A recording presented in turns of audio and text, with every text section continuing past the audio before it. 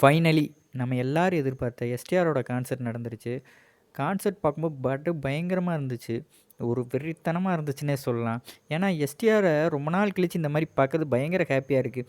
நம்ம சின்ன வயசுலலாம் பார்த்துருப்போம். எஸ்டிஆர் வந்து இந்த ஸ்டேஜில் ஆடுறது, பாடுறது, அதுக்கப்புறம் வந்து ஆக்ட் பண்ணுறது, அதெல்லாம் வந்து ஸ்டேஜில் வந்து ஒரு 90s கிட்ஸுக்கு நிறையா தெரியும். ஸ்டேஜில் நிறையா பண்ணுவாங்க. நம்மலாம் பயங்கரமாக ஒரு என்ஜாய் பண்ணிகிட்டு இருந்தோம். அந்த ஒரு மூமெண்ட்டில் திரும்ப கிடைக்குமா? எஸ்டிஆர் எப்படி நம்ம திரும்ப பழைய மாதிரி பார்க்குறது? என் தலைவனை எப்போ பழைய மாதிரி பார்க்குறதுன்னு சொல்லிட்டு சிம்பு ஃபேன்ஸ் எல்லாம் வந்து பயங்கரமாக வெயிட் பண்ணிகிட்டு இருந்தாங்க. அதுக்கு வந்து பதிலடி கொடுக்குற விஷயமா வந்து சிங்கப்பூரில் வந்து ஒரு கான்சர்ட் நடந்திருக்கு. அதில் எஸ்டிஆர் வந்து யுவன் சாங்ஸ் எல்லாமே பாடி பயங்கரமாக மிரட்டியிருக்காரு.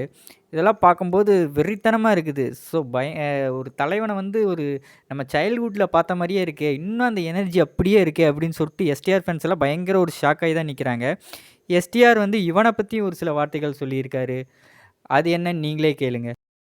யுவன் சார் வந்து எது சொன்னாலும் சார் கார் இடிச்சிச்சு, ஓகே சார் பாம்பு இடிச்சிச்சு, அப்படியா பரவாயில்ல சார் பாம்பு இடிச்சிச்சு சார் அப்படின்னா அந்த மாதிரி. ஸோ ஐ திங்க் அந்த ஒரு உள்ள நம்ம எப்படி இருக்கோங்கிறது தான். நீங்க சொன்ன மாதிரி இது எல்லாமே வயசாகலாம், எல்லாமே ஓகே. அதுக்கப்புறம் இந்த கான்சர்ட் முடிஞ்சதுக்கப்புறம் எஸ்டிஆர்கிட்ட வந்து மேரேஜை பற்றி ஒரு சில கேள்விகள் கேட்டிருக்காங்க. அதுக்கும் எஸ்டிஆர் என்ன பதில் சொல்லியிருக்காருன்னு நீங்கள் பாருங்கள். சோ உங்க லைஃப்ல இருந்து நீங்க எங்களுக்கு என்ன அட்வைஸ் பண்றீங்க நீங்க நினைக்கிறீங்க?